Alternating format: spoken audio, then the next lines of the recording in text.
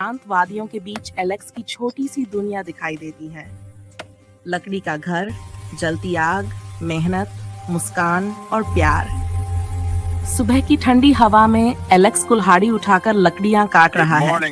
चारों ओर बर्फ जमी है, पर उसके भीतर एक गर्मी है, अपने परिवार के लिए कुछ बनाने की लगन। हर वार के साथ लकड़ी टूटती है और उसके सपने मजबूत होते जाते हैं। पीछे उसका छोटा सा लकड़ी घर खड़ा है, जैसे कह रहा हो, ये मेहनत बेकार नहीं जाएगी। थोड़ी देर बाद एलेक्स आग जलाता है। खुले आसमान के नीचे कढ़ाई में खाना पक रहा है। भाप उठती है, सूप की खुशबू ठंडी हवा में फैल जाती है। वह लकड़ी के चम्मच से धीरे धीरे हिलाता है, जैसे हर निवाले में प्यार घोल रहा हो। तभी क्रिस्टी बाहर आती है, लाल टोपी और गर्म कपड़ों में उसके चेहरे पर खिली मुस्कान। एलेक्स उसे बाहों में भर लेता है। दोनों हंसते हैं। ठंड मानो पल भर को थम जाती है। उस हंसी में सारी थकान घुल जाती है। शाम होते ही दरवाजा खुलता है।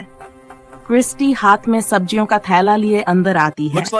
डांगी खुशी से उछल पड़ता है, पूंछ हिलाता हुआ जैसे कह रहा हो, मुझे भी कुछ दो। किट्टी बिल्ली चुपचाप पास आकर बैठ जाती है, आंखों में उम्मीद। एलेक्स झुककर डांगी के सिर पर हाथ फेरता है। क्रिस्टी किट्टी को थोड़ा सा खाना देती है।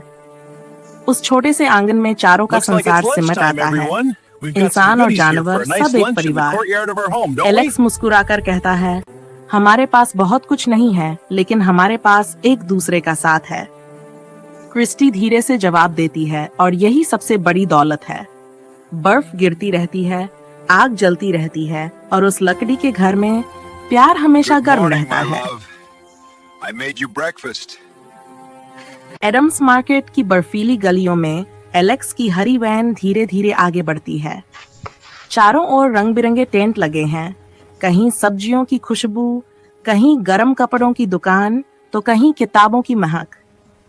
ठंडी हवा में बर्फ के कण उड़ रहे हैं, लेकिन एलेक्स के दिल में एक ही गर्म एहसास है, घर की जरूरतें पूरी करने की खुशी। पहली दुकान पर वह दूध और अंडों की टोकरियां उठाता है।